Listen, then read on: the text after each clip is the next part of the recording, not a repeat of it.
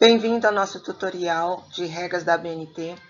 A seguir, você verá algumas regras, eu digo ser as principais para nortear os trabalhos de TCM que faremos ao longo dos nossos cursos.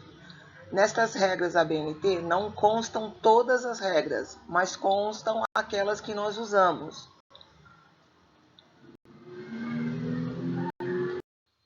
Só para esclarecer, nós trabalhamos sempre com trabalho de conclusão de módulo. Então, ao término de todo o curso, após a aplicação da avaliação, você terá até 4 aulas seguidas para a elaboração do seu TCM, devendo ser realizado na sala de aula, caso você faça no método presencial. O TCM será entregue no primeiro dia após a realização da avaliação e o mesmo só poderá ser realizado durante as aulas, sem consultar a internet, apenas em cima do conhecimento adquirido. É agora que a gente vai fazer a prova de que você aprendeu. Então, se você conseguir desenvolver esse TCM com bastante sabedoria, vai ficar comprovado que aquilo que você viu no curso em termos teóricos e com algumas atividades, é possível colocar em prática e realmente realizar um bom trabalho dentro desse módulo. Após o TCM ser aprovado, o mesmo deverá ser digitado e formatado com as regras da ABNT. E o aluno tem até 30 dias para entregar a versão final, com capa, sumário, introdução, desenvolvimento, conclusões e referências bibliográficas.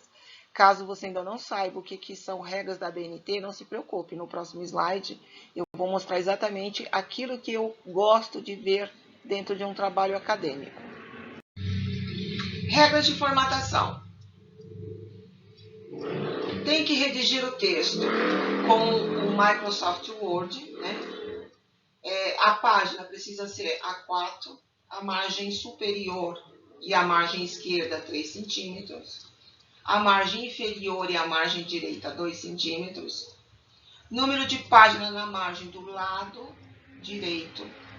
A fonte eu quero a Times New Roman, tamanho 12 para o corpo, 14 para os títulos. Títulos em negrito e todo em caixa alta. Espaçamento entre linhas de 1,5. Aí você vai lá naquele campo no formatar parágrafo, o antes é 0 e o depois é no automático. E todo o texto deve ser justificado. A capa do seu trabalho, ele tem um formato que deve ser seguido. Então, logo aqui acima, você coloca o nome da Microlins da qual você faz parte, podendo ser Microlins Embu Jardim Santo Eduardo, ou Microlins Valo Velho, ou Microlins Embu Centro, dependendo de qual unidade você está estudando. Colocar na segunda linha, com espaçamento entre linhas de 1,5, no antes 0 e no depois 0, grupo transformar. O transformar, ele é caixa baixa no transfor e o mar, né, de mar, de grandeza, ou até mesmo de Márcia, como assim preferir, é com caixa alta. Esse é o nome do nosso grupo econômico. Aqui foi contado 10 linhas, tá? E eu coloquei aqui orientação. São 10 linhas com espaçamento entre linhas de 1,5, no antes 0 e no depois 0. Então, se você contar, colocar o teu cursor aqui, contar 10 linhas, você vai chegar exatamente no meio da página onde é necessário colocar o nome do aluno. O nome do aluno é em caixa alta, tamanho 16. Aí, assim que você colocar o cursor aqui na linha de baixo, você conta mais 10 linhas. Aí você vai colocar o nome do TCM que você está fazendo. Desculpe o barulho. Estamos perto da avenida. A nossa sala fica perto da avenida, então faz muito barulho aqui dentro. O TCM aqui, você vai colocar qual TCM que você está fazendo. TCM de administração, TCM de recursos humanos, TCM de departamento pessoal, TCM de contabilidade, TCM de custos. Seja lá qual for o nome, você coloca aqui. Aqui você sempre vai colocar o nome do professor que está te acompanhando. Neste caso, sou eu, professor especialista Márcia de Souza Cardoso, o meu Souza é com S. Mas poderia ser outros professores que estejam acompanhando você. Então, o professor que estiver acompanhando o seu TCM, você faz a capa assim. E sempre coloca o mês e o ano da entrega do TCM, tá? O que é legal a gente ver? Que independente de ser um curso de administração ou qualquer outro, todos os TCMs das escolas Microlins do Grupo Transformar seguirão esse padrão. Então, a sua capa vai ficar assim, ó, bonitinha. Todas elas bonitinhas. Aí, na sequência, vai vir o seu sumário, a sua introdução, o seu desenvolvimento, a sua conclusão e as referências bibliográficas.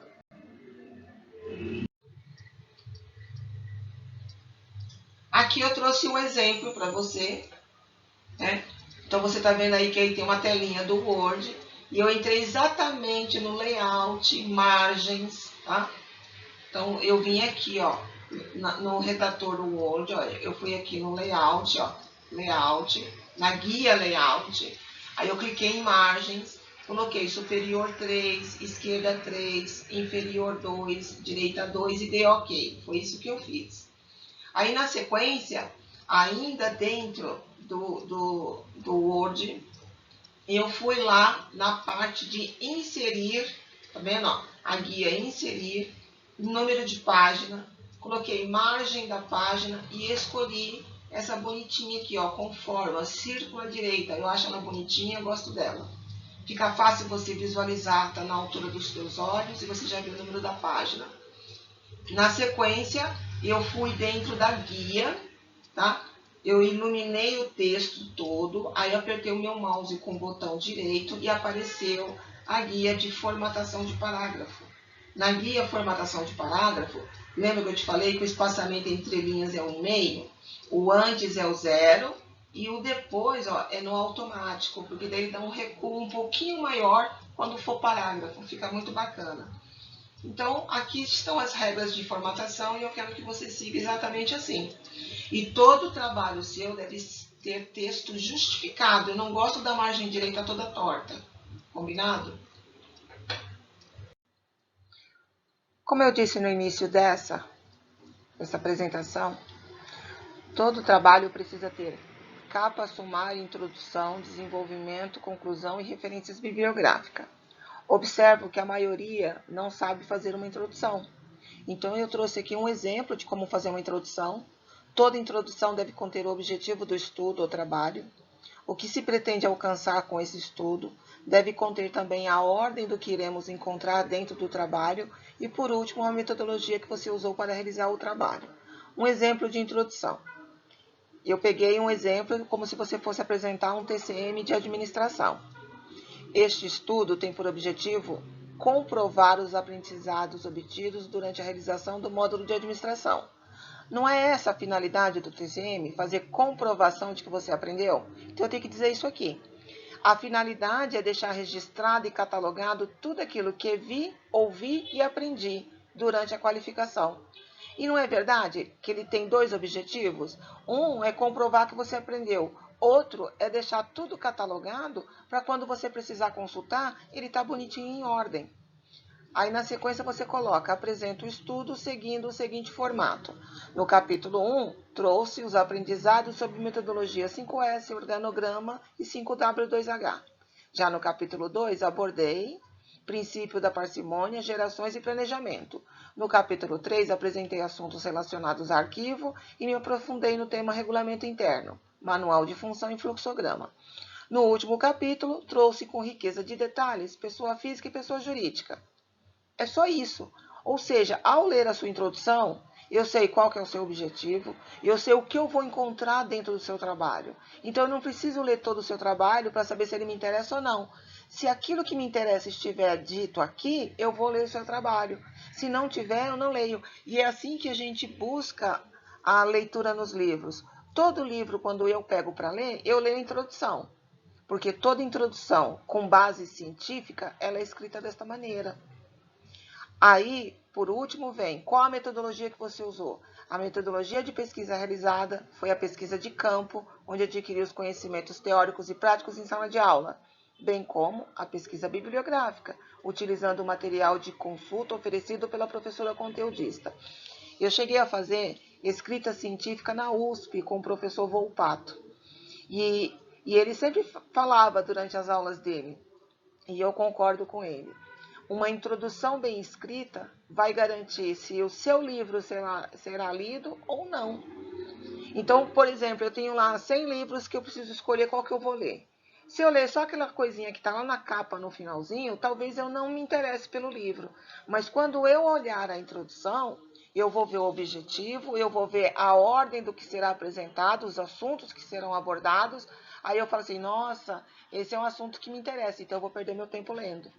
Caso contrário, ele vai para a prateleira, não será lido. Entende agora a importância de uma introdução? O que vai no desenvolvimento? Aqui você já desenhou como é que vai ser seu trabalho. O seu desenvolvimento, no seu capítulo 1, você vai ter esses assuntos que estão aqui. Aí no capítulo 2 já está dizendo, ou seja, a tua introdução acaba sendo um mapa, um guia para você não se perder. Sem esquecer de colocar as conclusões. O que deve conter nas conclusões? Aquilo que você concluiu. O que você concluiu? Quando você chega na tua fase de conclusão, que foi satisfatório ter realizado esse trabalho, porque fez você relembrar de tudo que você aprendeu durante o curso, e agora você tem tudo catalogado de uma forma muito organizada, muito bacana, e você se sente satisfeito com o resultado alcançado, isso é uma conclusão. E não esquecer das referências bibliográficas. Quais são, né?